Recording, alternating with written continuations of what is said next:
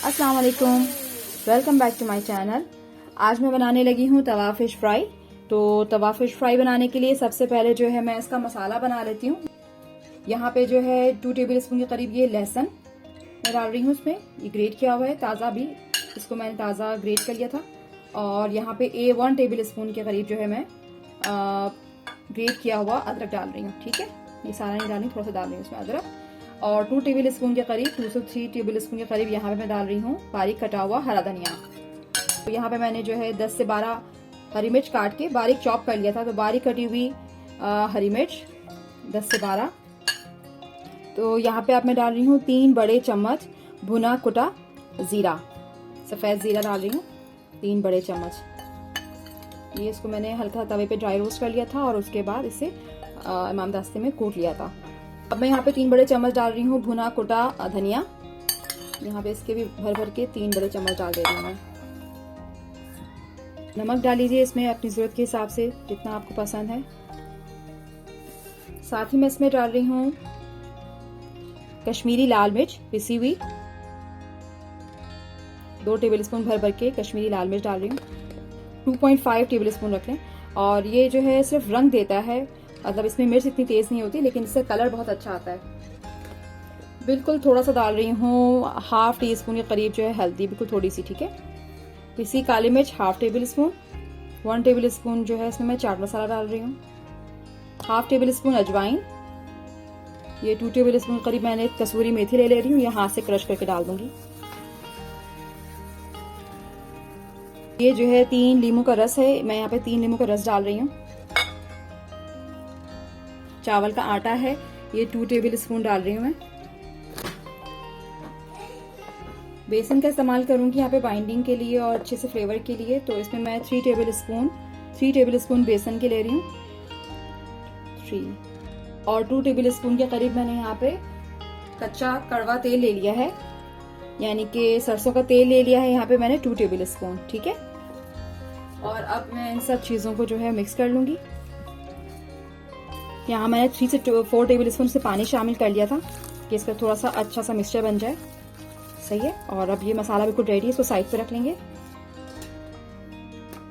यहाँ मैंने जो है 3 kg फिश ले ली है, किंग फिश इसका नाम है, किंग फिश। और ये अराउंड 3 kg है। और इसका जो मिडल का पार्ट था तो वो मैंने निकलवा दिया था। 1 बोन फिश है ये, और इसके कांटे बहुत मोटे मोटे से होते हैं, तो ये खाने में भी बहुत जायकेदार होती है। तो इसमें जो मैंने मसाला बनाया है, और वो मैं मसाला जो है सारा इसमें लगा दूंगी। यहाँ पर मैं मछली पर अच्छी तरह से मसाला लगा करके इसे मैरिनेट होने के लिए रखूँगी।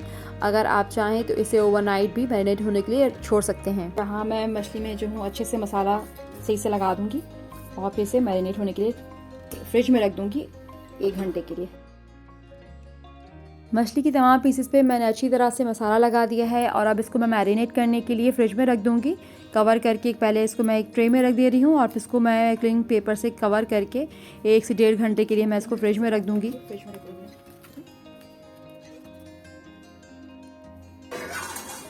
अब फिश को फ्राई करने की बारी है। मैंने यहाँ पर एक बड़ा सा तवा ले लिया, उसमें थोड़ा सा तेल डाल के उसको तेल को अच्छी तरह से गर्म कर लिया और एक बड़ा टुकड़ा जो है मैंने यहाँ पे मछली का रस पे डाल दिया। दूसरी तरफ मैंने एक फ्राई पैन ले लिया है और उसमें भी मैं मछली के टुकड़े डाल दूँगी। तो मैंने यहाँ पे 2 और पीसेस ले लिए और उसको भी मैंने फ्राई पैन पे जो है पकने के लिए रख दिया है। मछली काफ़ी बड़ी थी तो इसे इसका पकने का जो टाइमिंग है, कुकिंग टाइम थोड़ा सा ज़्यादा होगा। पहले 8 से 10 मिनट मैंने एक तरफ से पकाया, उसके बाद मैंने बड़ी एहतियात से 2 चमचे की मदद से इसको पलटा। ये काफ़ी बड़ा पीस था तो उसको पलटने में काफ़ी मुश्किल हो रही थी, लेकिन खैर 2 चमचों की मदद से इसे मैंने पलट दिया। और बाकी जो टुकड़े थे, बाकी जो पीसेस थे मछली के, वो इतने बड़े नहीं थे तो उनको हैंडल करना आसान था। खैर इसको मैंने जो है उसको मैंने ढक के पकाया था ताकि ये जो है काफ़ी बड़ी मछली थी तो ये अंदर से कच्ची ना रह जाए। मछली को दूसरी तरफ से पलट करके मैंने 6 से 7 मिनट तक उसको अच्छी तरह से पकाया। यहाँ पे मछली जो है तल के बिल्कुल तैयार है। ये कितना ज़बरदस्त सी मछली लग रही है, कितनी अच्छी लुक आई है, खुशबू बड़ी अच्छी आ रही है। और उसी पैन में फिर मैंने मछली का एक और पीस डाल के ढक के उसे भी चढ़ा दिया पकने के लिए। यहाँ पे तवा फिश फ्राई जो है बिल्कुल तैयार है। इसे मैंने 2 तरह की चटनी के साथ सर्व किया था, एक टमाटर की चटनी और दूसरी इमली और खुबानी की चटनी। ये बहुत मज़े की हुई थी। और ये हमारी आज की तवा फिश फ्राई की जो रेसिपी है बिल्कुल तैयार है। उम्मीद करती हूँ कि आपको आज की रेसिपी पसंद आए।